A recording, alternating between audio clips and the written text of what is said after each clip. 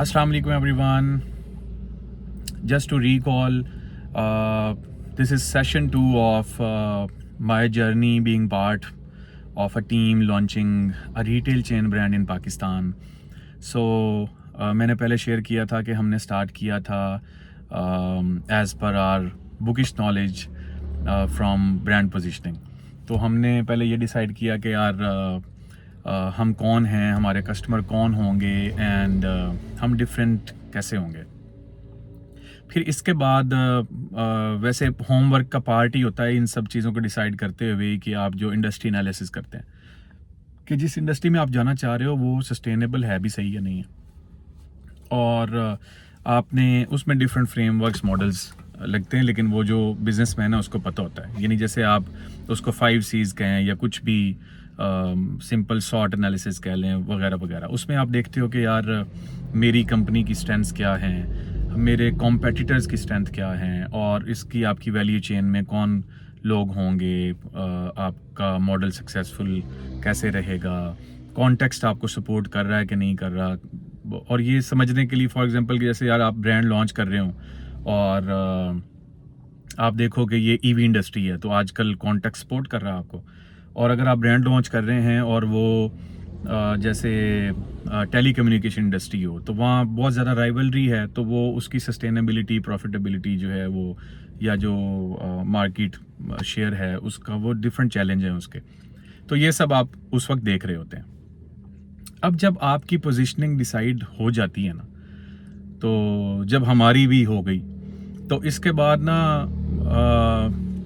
ये जो पोजीशनिंग है ना, ये ब्रांड की स्ट्रेटजी का एक पार्ट होता है, यानी बिजनेस स्ट्रेटजी का बुक्स के लिहाज से भी एक पार्ट होता है। दूसरा पार्ट इसका होता है बिजनेस मॉडल का।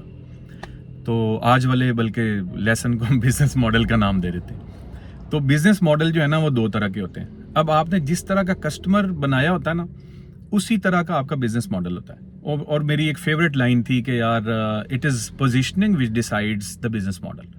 यानी अब आपने कस्टमर जब सिलेक्ट करना था, अपनी कैटेगरी सिलेक्ट करनी थी, तो आपने हाई एंड कर ली। और अब बिजनेस मॉडल करते हुए आपने शायद सोचा कि यार ये कोई कॉस्ट कटिंग वाला माहौल बन जाएगा, वो नहीं बन सकता। तो बिजनेस मॉडल 2 तरह के हैं, एक लो कॉस्ट होता है और एक डिफरेंशिएशन मॉडल होता है। डिफरेंशिएशन मॉडल यानी आप कह सकते हो कि यार प्रीमियम वाला जो मॉडल होता है, जैसा कस्टमर वैसा मॉडल।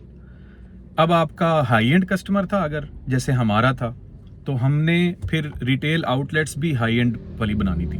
और उसकी बड़ी सिंपल साइंस है कि जब आपका हाई एंड वाला माहौल है, आपका बिजनेस मॉडल प्रीमियम वाला होगा, तो कॉस्ट कटिंग नहीं हो सकती। कॉस्ट कटिंग हो सकती है लो कॉस्ट मॉडल में, यानी उसमें कस्टमर भी उस तरह का होगा जिसको यार प्रोटोकॉल्स नहीं चाहिए, उसे प्रोडक्ट चाहिए और लोएस्ट पॉसिबल प्राइस पे चाहिए। तो आप उस तरह की शॉप बनाएंगे जहां पर आपका खर्चा कम से कम हो और आप प्राइस अच्छी दे सकते हो। और जब आप प्रीमियम मॉडल में जाएंगे तो आपने कस्टमर एक्सपीरियंस जो है ना वो कॉस्टली देना होता है, यानी उस पर आपके पैसे लगेंगे। और ये भी अगेन एक बुकिश बात है कि जो डिफरेंशिएशन बिजनेस मॉडल होता है ना, उसमें कॉस्ट कटिंग नहीं हो सकती। आप मैक्सिमम क्या कर सकते हो, अपनी मतलब बाइंग जो है आपकी प्रोडक्ट की या मेकिंग है, उसको जितना पॉसिबल है वैल्यू चेन में कुछ पैसे आप बचा लें, ठीक है। अदरवाइज आप पैसे उसमें नहीं बचा सकते, उसमें आपने प्रीमियम चार्ज करना होता है। आपकी सस्टेनेबिलिटी या प्रॉफिटेबिलिटी वहीं से आ सकती है जो आप कस्टमर एक्सपीरियंस से प्रीमियम चार्ज करते हैं। तो ये एक बुकिश स्टोरी थी बिजनेस मॉडल की। तो खैर हमने फिर डिसाइड किया कि यार अब ये हमारा होमवर्क चल रहा है, जब हमने अभी ब्रांड लॉन्च नहीं किया, कि इसका मतलब है कि हमारी शॉप्स जो हैं वो किस जगह पे होनी चाहिए और जहाँ पे इस तरह का कस्टमर आता हो। और फिर आप अपने कंपटीशन वाली सारी जो मार्केट हैं, फिर उनकी आउटलेट्स को विजिट करेंगे जैसे हमने किया, तो आप देखोगे कि यार इनमें से जो मैं जहाँ जाना चाह रहा हूँ वो किस कैटेगरी की शॉप है। तो फिर आप उसका जो थीम है शॉप का, वो आपकी ब्रांच का, आउटलेट का उस तरह का बनाएंगे जो आपके मॉडल के अकॉर्डिंग होगा। एंड देन अगेन एक बुकिश लाइन ये है कि every action and every decision should be aligned with your business model। जो मॉडल है, अब सारी हरकतें आपने उसी तरह की करनी होती हैं। तो फिर हम इस बात पे स्ट्रिक्ट रहे कि रिसर्च और business experience in the world ये कहता है कि अब हमने जो बिजनेस, जो पोजीशन की, जो कस्टमर टारगेट किया है, उस तरह की अब हम शॉप्स बनाएंगे।